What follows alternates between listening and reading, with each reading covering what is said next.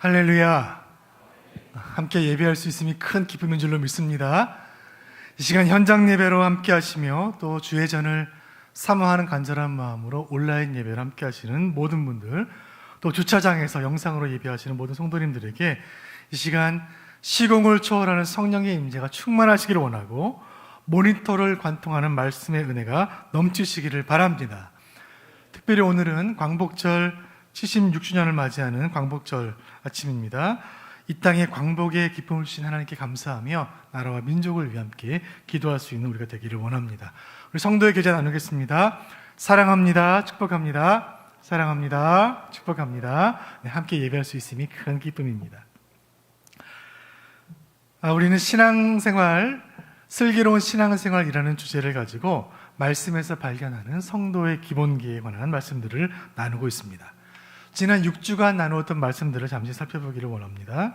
우리는 지난 6주 동안 주일 성수, 또 구원의 확신, 또 묵상, 또 찬양, 그리고 기도에 대한 말씀들을 나누었습니다. 성도의 기본기는 주일을 성수하며 구원의 확신을 가지고 날마다 말씀 묵상하며 또 하나님을 높이며 찬양하며 예수님 가르쳐주신 말씀에 따라 진실되게 기도하는 사람이라는 것을 말씀을 통해 확인했습니다. 성도라면 무엇을 해야 하는지, 성도라면 무엇을 해서는 안 되는지 신앙생활의 기초가 되는 주제의 말씀을 함께 나누었습니다. 우리의 신앙생활을 나무에 비유한다면 이 모든 것들은 열매라고 할 수 있을 것입니다. 그런데 좋은 열매가 맺히기 위해서는 먼저 좋은 나무가 되어야 하는 사실을 잊어서는 안 됩니다. 마태복음 7장 16절 말씀 같이 보겠습니다. 16절 시작. 그들의 열매로 그들을 알지니 가시나무에서 포도를 또는 엉겅퀴에서 무화과를 따겠느냐. 예수님 말씀 가운데 지혜가 있습니다. 그 나무가 어떤 나무인지를 판가름하는 것은 나무의 열매입니다. 포도나무가 열렸으면 그 나무는 포도나무인 것이고, 가시가 맺혔으면 그 나무는 가시나무인 것입니다. 포도나무에 가시가 맺힐 리가 없고 가시나무에 포도가 열릴 리가 없는 것입니다. 우리가 성도로서 우리 삶의 나무에 선한 열매가 풍성하기를 원한다면 내가 어떤 나무인지를 먼저 확인해야 합니다. 내가 어떤 행동을 하는가에 앞서서 먼저 확인해야 할 질문은 내가 누구인가 하는 거예요. 이것을 정체성이라고 부릅니다. 나는 누구인가? 내가 어떤 나무인지를 알면 내 삶에서 맺히는 열매가 무엇인지를 알게 될 것입니다. 성경은 성도의 정체성에 관하여 두 가지를 말합니다. 저는 이것을 성도의 이중적 정체성이라고 부르고 싶습니다. 그림 보여주시죠. 먼저 우리는 세상으로부터 부름받은 하나님의 백성입니다. 그리고 동시에 우리는 세상으로 보냄받은 예수님의 제자입니다. 세상 가운데 있던 우리를 하나님 불러주셔서 우리가 하나님의 백성이 되었습니다. 부름받은 하나님의 백성들이 함께 모여서 찬양하고 예배하는 공동체를 교회라고 부릅니다. 교회는 성도들을 매주일 말씀으로 양육하고 훈련하여 세상으로 파송합니다. 그래서 우리는 매주일 교회에 와서 말씀으로 은혜 받고 새 힘 받아 세상으로 나아가는 것입니다. 이것이 교회이고 이것이 저와 여러분의 정체성입니다. 오늘 슬기로운 신앙생활 시리즈 7번째 시간, 성도의 정체성에 대한 말씀을 나눕니다. 오늘은 부름받은 하나님의 백성에 대한 말씀, 다음 주에는 이어서 보냄받은 예수님의 제자에 대한 말씀들을 함께 나누기를 원해요. 오늘 우리는 성경 속에서 하나님의 부르심을 받고 그 부르심으로 인해 인생이 완전히 달라진 한 사람을 만나게 됩니다. 하나님께 부름받은 백성이 어떤 은혜를 받게 되고 얼마나 놀라운 인생을 살게 되는지 우리 말씀을 통해 확인하게 될 것입니다. 바라기는 이 말씀을 통하여 오늘 우리를 부르시는 하나님의 음성을 듣는 소중한 되시기를 주님의 이름으로 축복합니다. 지도를 잠깐 보겠습니다. 지도에 보시면 이 붉게 색칠되어 있는 이 지역, 오늘날은 이라크 남쪽 지역쯤 되겠는데 고대 시대에는 이 지역을 수메르라고 불렀습니다. 이 수메르 지역에는 지금부터 7,000년 전에 사람들이 모여 살기 시작했다고 해요. 그리고 지금부터 4,000년 전에는 벌써 문명이라 이름할 수 있는 일들이 시작이 되었다고 합니다. 오늘날도 글자로 남아있는 문헌으로 확인할 수 있는 세계에서 가장 오래된 문명, 인류 역사 최초의 문명인 이 수메르 지역에서 탄생했다 하여 수메르 문명이라고 부릅니다. 그 오랜 옛날에 과연 이 일이 가능했을까 믿기지 않을 만큼 발달한 문화와 문명의 흔적들이 지금도 남아 있습니다. 그때의 유적을 기초로 해서 학자들이 그린 상상의 그림입니다. 그 수메르 문명의 한 도시의 모습을 보고 계십니다. 그리고 이 도시의 유적들을 살펴보면 이런 그림들도 볼 수가 있는데, 그 당시의 삶의 모습들을 상세히 설명하고 있는 수천 년 전의 그림들이 수메르 문명의 모습들을 오늘날도 고스란히 우리에게 잘 전해주고 있습니다. 이 수메르 지역에 건설된 10개의 도시들은 각각 서로 경쟁하며 성장하며 찬란한 문명의 꽃을 피우기 시작합니다. 그 수메르 문명을 토대로 발전한 제국이 바벨론 제국이었고, 그 바벨론 지역 사람들을 성경은 갈대아 사람이라고 부릅니다. 갈대아인. 그 수메르 문명의 갈대아 문명의 그 중심 도시를 갈대아 우르라고 부릅니다. 21세기를 살고 있는 우리들에게 세계 최고의 도시가 어딘가라고 묻는다면 사람들은 파리나 뉴욕이나 런던을 말할 것입니다. 그런데 4,000년 전으로 거슬러 올라가서 똑같은 질문을 던진다면 다른 대답이 나올 것입니다. 고대인들에게 최고의 도시가 어디냐고 묻는다면 그들은 갈대아 우르라고 말할 거예요.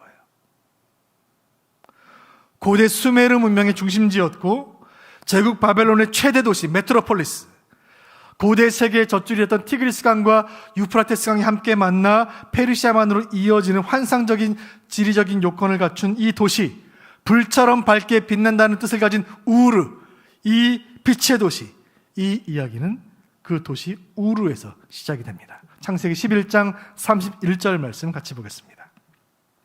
시작. 데라가 그 아들 아브람과 하란의 아들인 그의 손자 롯과 그의 며느리인 아브라함의 아내 사레를 데리고 갈대아인의 우르를 떠나 가나안 땅으로 가고자 하더니 하란에 이르러 거기 거류하였으며. 초고도로 발달된 문명과 번영을 누리던 이 도시 우르가 종교적으로도 중심지 역할을 했던 것은 당연한 일일지 모르겠습니다. 오늘날 대도시 중심에 가면 고층 빌딩들이 빌딩 숲을 이루고 있죠. 그 빌딩들은 아마도 증권사이거나 보험사이거나 은행 건물일 확률이 높습니다. 현대사회 도시에서는 그렇겠지만 고대 도시로 가면 고대 도시에서 거대 건축물들은 은행이나 보험사가 아니라 신전이에요. 고대 종교에서 섬기는 신들은 인격적인 신이 아니었습니다. 샤머니즘적인 기복적인 종교였고 범신론적인 성격이 강했기 때문에 우주에 존재하는 모든 것들을 섬겼고 특별히 하늘에 있는 1월 성신을 섬겼습니다. 그래서 그 신들을 섬기기 위한 거대한 신전을 만들어 놓고 지금도 그 신전터가 그 수메르 유적지에 남아있는 모습 보고 계십니다.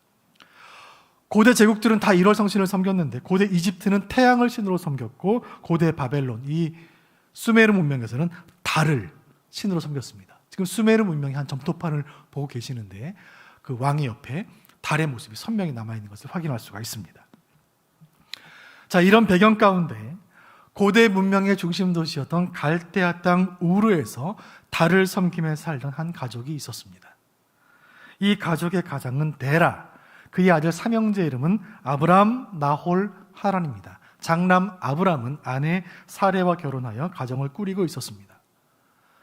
이 가족에게 아무 일도 일어나지 않았더라면 이 가족은 꿈의 도시 우르에서 풍요롭게 또 우상을 섬기며 살다가 생을 마감했을 것입니다. 그 가족에게 하나님이 나타나셨어요. 도무지 이해할 수 없는 말씀을 주셨습니다. 그 땅을 떠나라. 지금 하나님께서 이렇게 말씀하시는 이 타이밍, 하나님께서 그 아브라함의 가족을 우르에서 불러내시는 이 타이밍이 참으로 절묘합니다. 오늘 본문은 창세기 12장인데 바로 앞장을 보시면 창세기 11장이고 창세기 11장에는 바벨론 사건이 기록되어 있습니다. 인간들이 교만한 마음으로 하나님처럼 높아지기를 원했던 마음으로 쌓았던 그 탑, 그리고 그 바벨탑에 대한 하나님의 진노, 그 결과로 언어가 혼잡해지고 하나였던 민족이 언어를 따라 각기 뿔뿔이 흩어졌던 그 사건, 창세기 11장 사건 직후에 오늘 하나님의 부르심이 임했습니다. 민족들이 다 흩어진 상황 가운데서 하나님은 그 백성들과 맺으신 언약을 기억했고 그 하나님의 언약을 이어갈 누군가가 필요했습니다. 그 하나님의 약속을 이어갈 그 사람은 세상의 문화에 오염되지 않은 사람이어야 했습니다.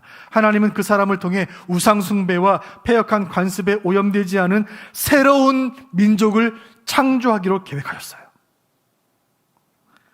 그 계획을 위해 선택한 것이 데라의 가족이었고, 데라가 세상을 떠난 지금 그 가족의 가장은 아브라함이었습니다. 아브라함에게 하나님의 부르심의 말씀이 임했습니다. 창세기 12장 1절 말씀 같이 보겠습니다. 시작. 여호와께서 아브라함에게 이르시되 너는 너의 고향과 친척과 아버지의 집을 떠나 내가 내게 보여줄 땅으로 가라. 하나님이 말씀하십니다. 너의 고향을 떠나라. 친척을 떠나고 아버지가 살던 집을 떠나라. 바벨론 최고 도시 우르를 떠나라. 수메르 문명과 바벨론의 종교와 인간이 만들어낸 모든 문명과 편리함들, 우상을 다 떠나라. 그리고 내가 너에게 보여줄 새로운 땅으로 가라. 부모 여러분, 가장 여러분, 익숙한 고향 땅, 살기 좋은 도시를 버리고 가족들 다 데리고 어떤 위협이 있는지 알 수도 없는 미지의 세계로 떠난다는 일이 쉬운 일입니까? 여러분 이사해 보셨습니까? 저는 꽤 많이 이사를 경험한 사람인 것 같아요. 저는 어릴 적에 강원도 강릉에서 유치원을 다녔고, 충남 서산에서 초등학교를 다녔고, 경기도 부천에서 중학교, 고등학교를 다녔고, 신혼집을 서울에서 시작을 했습니다. 신학생이 되었을 때 선배 목사님들이 후배인 저에게 하셨던 말씀이 있어요. 목사는 늘 세 가지를 준비하고 있어야 한다. 첫째, 설교할 준비. 둘째, 죽을 준비. 셋째, 이사갈 준비. 그 말씀이 무슨 뜻인지 몰랐는데 결혼하고 10년 동안 5번을 이사하면서 참 목사는 이사를 자주 하게 되는구나 깨닫게 된 적이 있습니다. 여러분, 이사가 얼마나 번거로운 일입니까?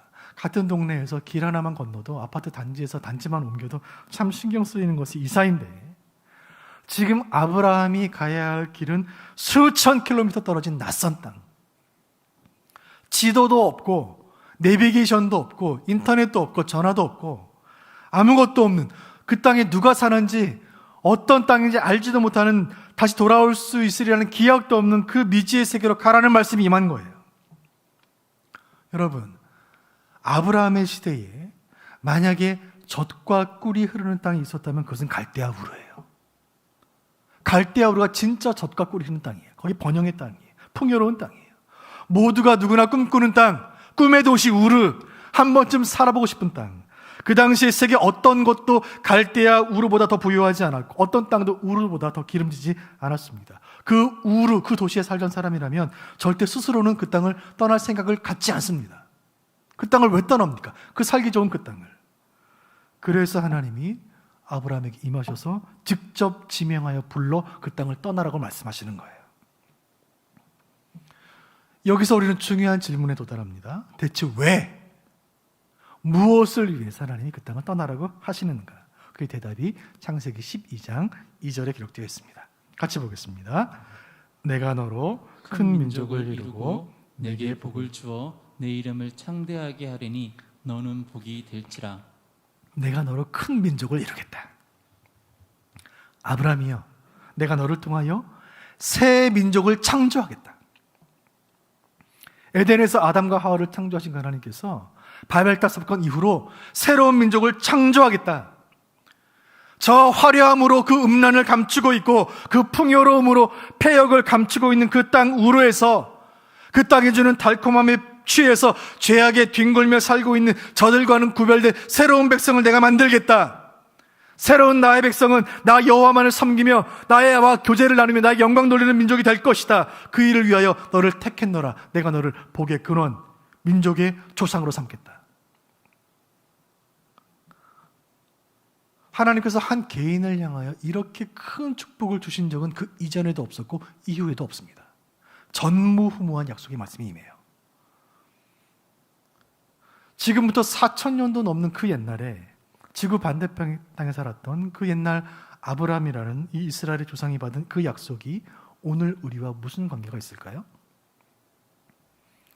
이날 아브라함이 받았던 그 약속은 예수님을 믿고 하나님 백성 되어 영적으로 아브라함의 후손이 된 저와 여러분에게 주시는 하나님의 약속인 줄 믿으시길 바랍니다. 여러분에게 주신 말씀, 제게 주신 말씀이에요. 2021년 여름을 우리는 평생 못 잊을 거예요. 이 길고도, 이 힘든 이 여름, 이 치열한 여름, 우리는 이 여름을 말씀으로 이겨내고 있습니다. 지난 우리 2달여간 성도의 기본기가 무엇인지 말씀을 나누며 이 말씀으로 버텨내고 있습니다. 오늘 우리는 성도가 누구인지, 성도의 정체성이 무엇인지에 대한 하나님의 말씀을 나누고 있습니다. 오늘 갈대아 우르에서 아브라함을 불러내신 이 말씀을 통해 우리는 교훈을 얻습니다. 하나님이 부르셨기 때문에 우리는 하나님 백성이 되었습니다. 하나님께 부름받은 하나님의 백성, 이것이 저와 여러분의 정체성입니다. 우리는 하나님 백성이에요. 구원의 확신도, 주일 성수도, 말씀 묵상도, 찬양의 삶도, 기도의 은혜도, 우리가 성도의 기본계라 말할 수 있는 이 모든 것들, 우리가 하나님 백성이라는 사실로부터 시작된 삶의 열매들입니다. 사랑하는 수원부교회 교우 여러분, 이 시간 모니터를 관통하는 주님의 음성을 들으시기를 바랍니다. 하나님이 우리를 그의 백성으로 부르셨습니다. 죄가 죄인 것도 모르고 어둠이 어둠인 것도 모르고 살던 우리를 빛으로 부르셨고, 병에 걸렸지만 병에 걸린 줄도 모르고 아픈 것이 아픈 줄도 몰랐던 우리를 하나님께서 부르셔서 복음을 듣게 하셨으니 하나님의 은혜가 아닙니까? 어둠 속에 있을 때 우리가 얼마나 더러운 줄도 몰랐고, 죄인들 틈 가운데 살아갈 때 우리가 얼마나 악한 줄도 몰랐지만, 십자가 복음 듣고 내가 죄인인 것이 깨달아지고, 내가 지옥 형벌받을 존재인 것이 깨달아지고, 멸망의 절벽을 향해 다름질하던 우리를 불러 세우셔서 사망의 길을 멈추게 하시고 거룩한 하나님의 백성 되게 하셨으니 오직 예수, 오직 복음, 오직 은혜인 줄 믿으시길 바랍니다. 그저 저 수메르 문명, 인간의 문명, 갈대아 우르가 주는 인간의 쾌락, 인간의 만족, 인간의 욕망에 빠져 영혼도 모르고 천국도 모르고 생명도 모르고 살던 저와 여러분을 주님 불러주셔서 하나님 백성 되게 하셨기 때문에 우리가 지금 이 자리, 거룩한 보좌, 예배의 자리, 말씀은 하나님 임재하시고 성령이 비둘기 형상으로 임하는 이 하나님의 존전, 이 거룩한 자리에 나올 수 있는 특권을 얻게 된 줄을 믿으시기를 바랍니다. 오늘 설교를 통해 하나님 말씀하십니다. 죄악의 도성에서 불러낸 나의 백성들이여, 이제껏 살아왔던 거짓 믿음의 땅에서 떠나 내가 너에게 지시할 새로운 땅, 약속과 축복의 신대륙으로 가라. 오늘 이야기해 주는 중요한 교훈이 있습니다. 그것은 모든 부르심에는 목적이 있다는 것입니다. 같이 읽어봅니다. 시작. 모든 부르심에는 목적이 있다. 모든 부르심에는 목적과 이유가 있습니다. 한 자매가 길을 가는데 모르는 형제가 그 자매를 불러 세웁니다. 왜 불러 세울까요? 관심이 있으니까. 핸드폰 번호가 궁금하니까. 왜 까칠한 사춘기 제 딸이 저한테 전화해서 아빠 이렇게 친근하게 부를까요? 치킨 사오라고. 왜 제 아내가 저를 다정하게 여보 부를까요? 음식물 쓰레기 좀 버리라고. 여러분, 모든 부르심에는 목적이 있습니다. 이유가 있는 거예요. 창세기 12장 3절 말씀, 하나님이 아브라함을 왜 부르셨는지 그 이유와 목적이 기록되어 있습니다. 같이 보겠습니다. 시작. 너를 축복하는 자에게는 내가 복을 내리고 너를 저주하는 자에게는 내가 저주하리니 땅의 모든 족속이 너로 말미암아 복을 얻을 것이라 하신지라. 이 말씀 가운데 아브라함을 부르신 하나님의 목적, 우리를 부르신 하나님의 목적이 기록되어 있습니다. 그것은 복의 근원이 되게 하기 위함입니다. 같이 한번 읽어보겠습니다. 부르심의 목적 같이 읽어봅니다. 복의 근원이 되게 하심.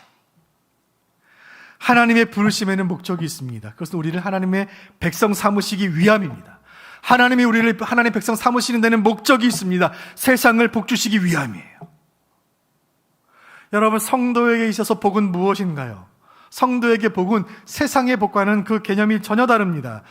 영원하고 근원적인 복은 하나님께로부터 오는 것입니다. 단언컨대 사람은 사람에게 복을 주지 못해요. 2021년에 저와 여러분은 특별한 관계로 만났습니다. 하나님께서 부족하기 짝이 없는 종을 이 귀한 교회로 불러주셨고 여러분을 섬기는 사명을 주셨기 때문에 저는 목회자로 사역을 하고 있고, 목회자로 부름받은 저는 성도인 여러분을 위해 무엇이든지 할 겁니다. 저는 뭐든지 할 거예요. 여러분과 모든 것을 나누고 모든 것을 함께 할 거예요. 손주가 학교 가서 받아쓰기 100점 받아오시거든 저한테 전화하세요. 제가 함께 기뻐해 드리겠습니다. 남편이 속을 썩이시면 저한테 전화하시길 바랍니다. 제가 남자로서 대신 사죄 드리겠습니다. 딸 소개팅 보내놓고 떨리는 어머니가 계시다면 저한테 전화하세요. 제가 함께 기도해 드릴게요. 주여 소개팅의 은혜를 주옵소서. 큰 수술을 앞두고 불안하신 분들 저한테 전화 주십시오. 제가 전화로 기도해 드리겠습니다. 주여 평안을 주옵소서. 성경을 읽으시다가 모르는 내용이 나오시면 그때는 바로 전화하지 마시고 문자를 미리 주시길 바랍니다. 저도 한번 좀 찾아봐야 됩니다. 저는 목사로서 여러분을 위해 모든 것을 할 것입니다. 그러나 죄송하지만 저는 여러분들에게 복을 드리지 못해요. 저는 복을 줄 수 없어요. 저는 여러분을 사랑하지만 여러분에게 복을 주지 못합니다. 복은 하나님이 주시는 거예요. 성도에게 임하는 복은 하늘에서 옵니다. 하늘에 계신 하나님께서 부름받은 백성에게 주시는 하늘의 은혜, 이것이 복입니다. 복의 근원 강림하사 찬송하게 하소서. 우리가 복이 통례가 된다는 것은 하나님의 복이 나한테 임한다는 것이고 그 복이 또 다른 누군가에게로 흘러간다는 뜻이에요. 하나님이 누군가를 복 주시려고 할 때 그 일이 나를 통해 일어난다는 일이에요. 나는 죄인인데, 나는 악한데, 나는 게으른데 존귀하신 하나님의 축복의 통로로 쓰임받는다는 것, 이것이 기가 막힌 복 아닙니까?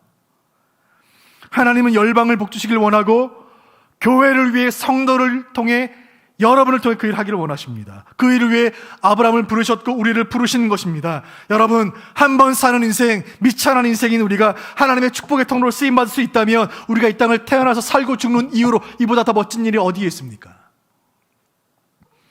그 땅을 떠나라 하신 그 하나님의 밑도 끝도 없는 이 명령에 아브라함이 어떻게 반응했을까요? 창세기 12장 4절 말씀 같이 보겠습니다. 시작. 이에 아브라함이 여호와의 말씀을 따라갔고 롯도 그와 함께 갔으며 아브라함이 하란에 떠날 때에 75세였더라. 이 말씀은 그 부르심에 대한 반응이 무엇이었는지를 우리에게 교훈해 줍니다. 부르심에 대한 아브라함의 반응은 믿음과 순종이었습니다. 우리 같이 한번 읽어보겠습니다. 시작. 믿음과 순종. 성경은 이때 아브라함의 나이가 75세라고 말합니다. 75세. 75세라는 나이는 나는 아무것도 잃을 것 없으니 내 인생 이제 막 시작되었으니 나는 혈기왕성한 청춘이니 한번 내 인생 도전 한번 해보자, 모험 한번 걸어보자, 그럴 수 있는 나이가 아니에요. 그럼에도 불구하고 그는 믿음으로 순종합니다. 여러분, 우리는 어떠한가요? 하나님 말씀에 부르심에 순종하고 있습니까? 우리가 하나님의 부르심에 순종하지 못하는 이유는 하나님께서 우리를 어디로 인도하시는지 하나님은 아시지만 우리는 그것을 모르기 때문에 그래요. 우리가 아브라함에게 믿음의 조상이라는 영광스러운 칭호를 붙이는 이유도 여기에 있습니다.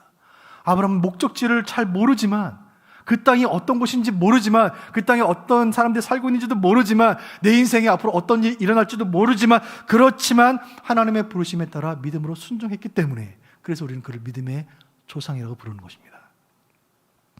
모든 것을 버려두고 떠나는 순종이 있었고 알 수 없는 미래에 대한 흔들리지 않는 믿음이 있었기 때문에 아브라함은 세상을 향한 축복의 통로로 쓰임받게 됩니다. 동일한 순종과 동일한 믿음을 오늘 이 예배에 참여한 우리 모두에게 주시기를 간절히 소원합니다. 정말 한치 앞을 알 수 없는 세상이 아닙니까? 다음 주일날 예배당에 몇 명이 예배드리게 될지조차도 모르겠습니다. 저도 사역을 하면서 제가 기도하며 세웠던 사역의 계획들이 이렇게 자주 연기되고 취소되고 내 계획대로 되지 않은 적이 없었던 것 같습니다. 믿음이 없이는 하루도 살 수가 없고 은혜가 없이는 하루도 버틸 수가 없습니다. 믿음과 순종의 은혜를 우리에게 허락하여 주옵소서. 아브라함의 심정으로 간구하오니 주여 아브라함의 믿음을 우리에게 허락하여 주옵소서. 이 위대한 순종의 결론이 어떠했는가? 창세기 12장 5절이 기록하고 있습니다. 같이 보겠습니다. 시작. 아브라함이 그의 아내 사레와 조카 롯과 하란에서 온 모든 소유에 얻은 사람들을 이끌고 가나안 땅으로 가려고 떠나서 마침내 가나안 땅에 들어갔더라. 아멘. 창세기 12장 5절 말씀은 그 부르심의 결과가 무엇이었는가를 우리에게 말해줍니다. 그 결과는 가나안 땅에 들어갔다는 것입니다. 같이 읽어보겠습니다. 시작. 가나안 땅에 들어갔더라. 그 가나안 땅. 마침내 아브라함은 그 땅에 도착합니다. 시간이 얼마나 걸렸을까요? 많은 시간이 걸렸을 거예요. 제대로 잠이나 잤겠습니까? 생사를 넘나드는 그 위협을 넘고 넘어 드디어 그 땅에 도착한 것입니다. 아브라함의 가족이 그 땅에 도착한 이후로 그 땅 가나안은 성경의 중심 무대가 됩니다. 메인 스테이지. 하나님이 집필하시는 모든 구원 역사의 중심 무대로 그 땅을 쓰임받게 됩니다. 저와 여러분이 알고 있는 성경의 모든 이야기는 다 그 땅에서 일어나는 일이에요. 다윗의 위대한 승리도, 엘리야의 그 기적도, 예수님의 탄생도 부활도 다 그 땅에서 일어납니다. 성경에 기록된 모든 기적들, 모든 약속의 사람들의 모든 행적들은 다 그 땅에서 일어나는 일들이에요. 그 영광스러운 땅에 첫 발을 내디딘 사람, 마치 달에 처음 착륙한 우주인처럼 그 땅에 처음으로 발을 디딘 사람, 성경의 무대에서 커튼을 열어젖히고 무대 중앙으로 처음으로 나온 인물, 믿음의 조상, 지구상에 존재했던 모든 크리스찬들의 영적인 계보를 그리다 보면 가장 위에 존재하는 그 인물, 아브라함. 하나님의 부르심에 믿음으로 순종한 위대한 결과인 줄로 믿습니다. 하나님은 아브라함을 부르셨고 그에게 주신 약속을 지키셨습니다.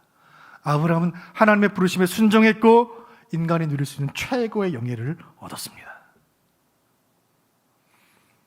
아브라함을 부르신 여호와, 저와 여러분을 부르신 하나님께서 아브라함에게 허락하신 동일한 은혜를 이 시간 우리에게 베푸실 줄로 믿으시기를 바랍니다. 오늘 말씀을 정리하면서 중요한 교훈 하나를 여러분과 나누고 싶습니다. 여러분, 부르심이 모든 것을 변화시킵니다. 부르심이 모든 것을 달라지게 만듭니다. 갈대아 우르 땅에서 달신 우상 섬기며 살던 그 가족을 불러내신 그 순간부터 모든 것이 달라진 것입니다. 빛나는 도시라는 이름은 가졌지만 영적으로 칠흑같이 어두웠던 그 땅, 그 우르에서 아브라함을 불러내신 그 하나님께서 21세기 대한민국, 화려해 보이지만 영적으로 패역한 이 땅에서 저와 여러분을 불러내셨습니다. 그 부르심이 모든 것을 변화시키는 것입니다. 그 부르심으로부터 모든 것은 시작되는 것입니다. 하나님이 부르셨기 때문에 우리가 하나님의 백성이 되었고, 하나님이 부르셨기 때문에 우리는 이 시간 코로나를 뚫고 이 예배당에 나와 예배 드리고 있는 것입니다.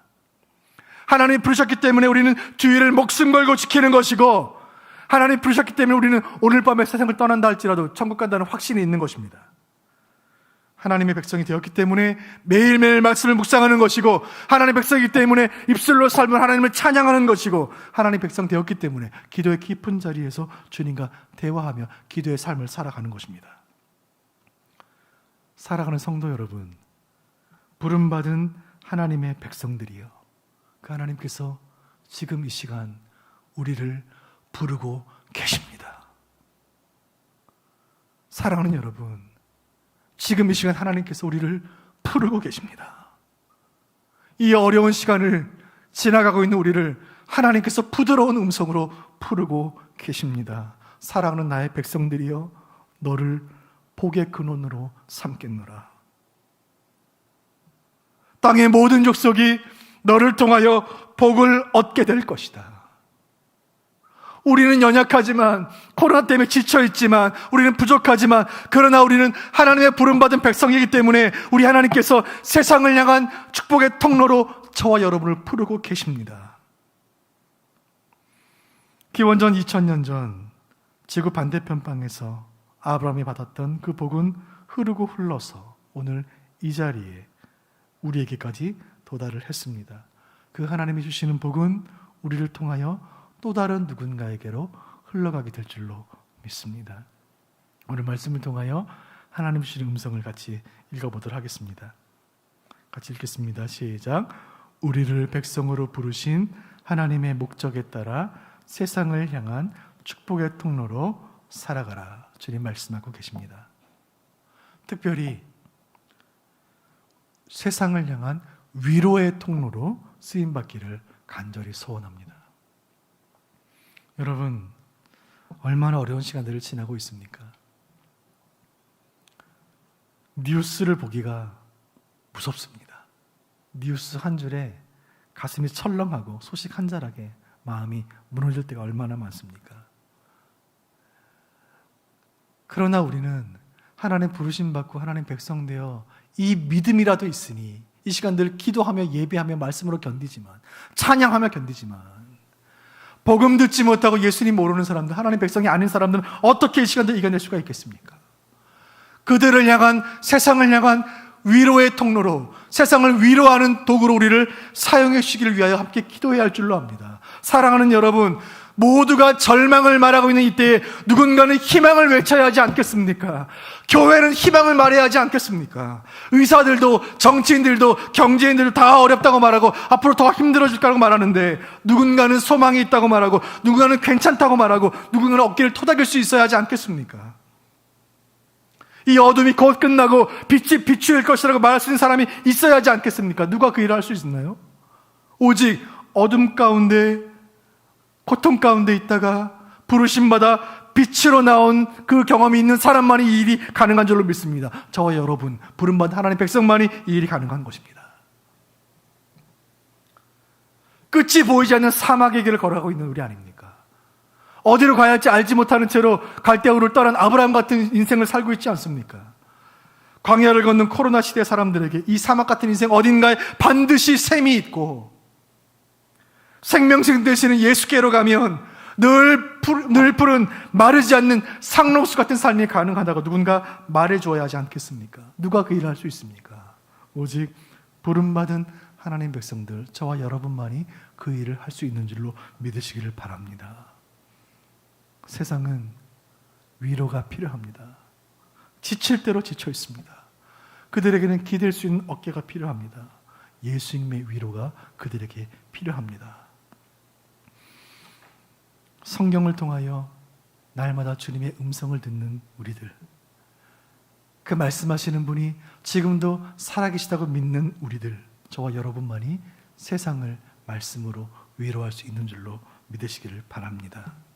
주여, 누군가 세상을 위로하고 누군가 세상을 회복시켜야 한다면 주여 우리를 사용하여 주옵소서. 우리 수원묵부교회를 주여 사용하여 주옵소서. 하나님께서 갈대아 우르에서 아브라함을 불러내실 때 아브라함은 홀로 그 땅으로 보내지 않으시고 아브라함과 함께 그 여정을 함께 걸으시고 가나안 땅에 함께 들어가신 줄로 믿습니다. 그 하나님, 나를 부르시고 지금도 우리와 함께 하시기 때문에 우리는 낙심치 않고 하나님의 은혜를 사모할 수 있는 줄로 믿습니다. 바라기는 나를 불러주신 하나님을 향한 가슴 벅찬 감사와 나를 축복의 통로로 사용하시는 하나님의 은혜에 대한 한없는 기쁨으로 또 새로운 한 주간 하나님의 부르심을 따라 믿음의 걸음을 의연하게 뚜벅뚜벅 걸어 나가시는 여러분 되시기를 주님의 이름으로 축원합니다. 함께 찬양하고